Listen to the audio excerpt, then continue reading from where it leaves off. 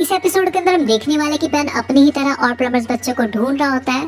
उसके बाद में हमें एक लड़की दिखाई जाती है जो कि कह रही होती है प्लीज मेरे से एक बार मिल लो।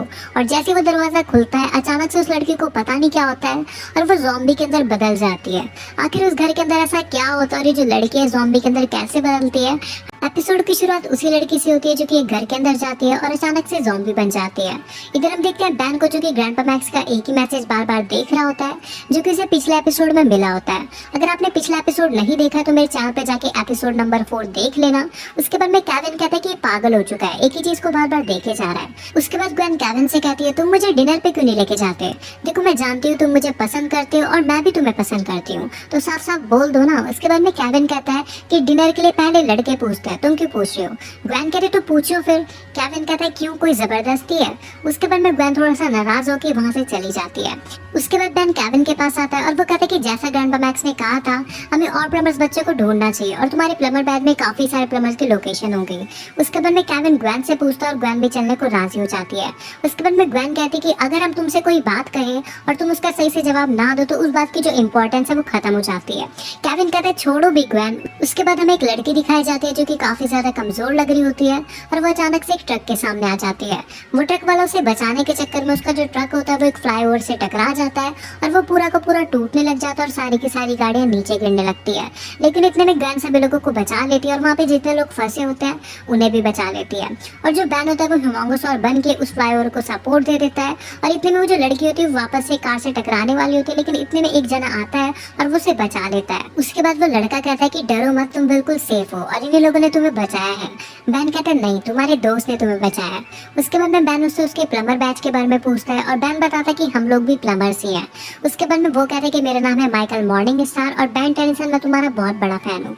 उसके बाद में ग्वेन से हाथ मिलाने जैसे ही जाता है उसके हाथ में कुछ एनर्जी से निकलती है। ग्वेन कहते शायद से हमारी पावर्स की वजह से होगा। उसके बाद माइकल मॉर्निंग स्टार उन्हें अपने घर के अंदर लेके जाता है, लेकिन जैसे ही केविन अंदर आने वाला होता है वो दरवाजा बंद कर देता है जिससे केविन की नाक टूट जाती है।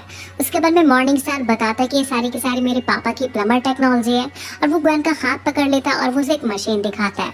वो बताता है कि इस मशीन के अंदर पूरे शहर का सारा डेटा स्टोर है और जब भी किसी के ऊपर कोई खतरा आता है मैं जाके उसे बचा लेता हूँ। उसके बाद बैन माइकल से कहता है क्या तुम हमारी टीम में आना पसंद करोगे। केविन कहते हैं हमें पहले इसके बारे में अच्छे से जान लेना चाहिए। बैन कहते हैं और क्या जानना, इसके पास सुपर पावर्स हैं और इसके पास एक प्लम्बर बैच भी है। उसके बाद बैन उसकी मशीन के अंदर देख के कहता है कि शहर के अंदर अचानक से बहुत सारी बिजली यूज हो रही है और जरूर वहाँ पे कुछ गड़बड़ है।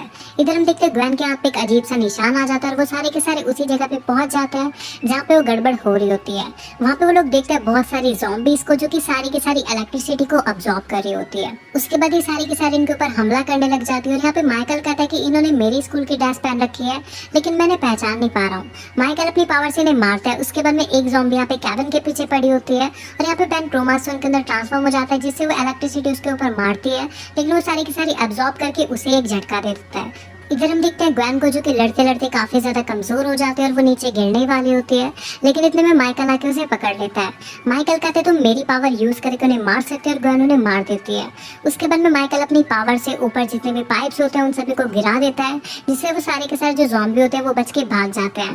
केविन कहते तुमने उन्हें जाने क्यों दिया। बैन कहते कोई बात नहीं, कभी कभी गलती हो जाती है। उसके बाद में केविन कहता है कि ग्वेन तुम्हें क्या हुआ था, तुम अचानक से गिर गई थी, लेकिन ग्वेन उसे इग्नोर कर देती है और वो माइकल से कहती है मैं तुम्हें कैसे थैंक्स कहूँ। माइकल कहता है मेरे साथ डिनर पे चलोगी। उसके बाद में केविन कहता है कि जब से आया तब से तुम मेरा सही से जवाब नहीं दे रही हो और अभी ये डिनर विनर क्या है। ग्वेन कहती तुम्हें मेरी कब से फिक्र होने लगी और ग्वेन इतना कह के माइकल के साथ चली जाती है। केविन कहता है वो इंसान मुझे ठीक नहीं लगता, क्या तुम उसे रोकोगे नहीं। बैन कहता है ये बात तुम सिर्फ इसलिए कह रहे हो क्योंकि तुम उससे चिढ़ते हो, क्योंकि ग्वेन अब उसे पसंद करने लगी है। उसके बाद केविन बैन को माइकल के घर लेके आता है। बैन कहता है इसलिए तुमने ग्वेन को उसके साथ इतनी आसानी से जाने दिया ताकि तुम उसके घर पे आके ताक झांक कर सको। केविन कहता है हाँ, मुझे उसके अंदर कुछ गड़बड़ी लगती है, इस वजह से मुझे तसल्ली करने दो। बैन कहता है हर जगह अपनी ताक झांक करने की आदत बंद कर दो केविन। उसके बाद वहाँ पे वही लड़की आ जाती है जो कि कमजोरी के कारण उस ट्रक से टकराने वाली थी। केविन बताता है देखो ये भी कमजोरी के कारण उस ट्रक से टकराने वाली थी और तुमने ग्वेन को देखा, वो भी लड़ाई के बीच में काफी ज्यादा कमजोर हो चुकी थी और इसके हाथ पे भी वैसे ही निशान है जैसा मैंने ग्वेन के हाथ पे देखा था। वो बताता है, मुझे लगता है कि जो माइकल है वो इन सब की एनर्जी को छीन के इन्हें ज़ॉम्बी बना रहा है। इधर हम देखते हैं माइकल को, जो कि ग्वेन से काफी प्यारी प्यारी बातें कर रहा होता है। माइकल कहता है, तुम्हारे सामने सारी लड़कियां फीकी है और मुझे लगता है कि तुम सिर्फ मेरे लिए ही बनी थी। उसके बाद में माइकल धीरे धीरे करके उसकी सारी एनर्जी को ऑब्जॉर्व करने लगता है। यहाँ पे बेन को अभी भी उसकी बात पे यकीन नहीं हो रहा होता है, इस वजह से वो केविन का मजाक उड़ा रहा होता है। वो कहते हैं कि तुम उससे जलते हो, इस वजह से तुम उसके बारे में एक सब कह रहे हो। और जैसे उसके पास पहुंचते हैं, वहाँ पे वो लोग देखते हैं कि माइकल ने यहाँ पे ग्वेन की सारी एनर्जी को ऑब्जॉर्व कर लिया है और ग्वेन भी धीरे धीरे करके ज़ॉम्बी बनती जा रही है। उसके बाद बेन जेट रे के अंदर ट्रांसफॉर्म हो जाता है और वो माइकल के ऊपर लेजर मारता है, लेकिन माइकल उसकी सारी एनर्जी को ऑब्जॉर्व करने लगता है।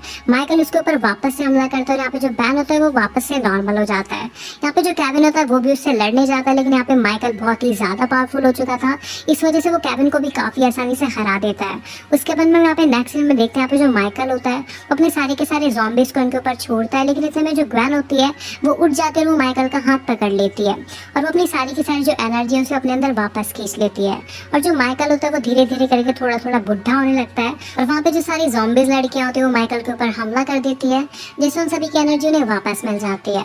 और जो केविन होता है वो उसका प्लमर बैस तोड़ देता है और वो कहता है कि तुम इसके लायक ही नहीं हो। उसके बाद बेन केविन से माफी मांगता है और वो कहता है कि टीम बनाने की जल्दी में मैं इतना ज्यादा उतावला हो गया था कि मैंने किसी खतरे के बारे में सोचा ही नहीं और तुम्हारे बताने के बाद में मैंने तुम्हारी बात को इग्नोर किया। बेन कहता है, सबसे ज्यादा बुरा मुझे इस बात का लग रहा है कि मैं ग्वेन का ध्यान नहीं रख पाया। ग्वेन कहती है, इसमें तुम्हारी गलती नहीं है बेन, जो माइकल था वो मेरे दिमाग के ऊपर हावी हो चुका था। उसके बाद बेन केविन से कहता है, और बताओ केविन, ग्वेन को डिनर पे कब लेके जा रहे हो?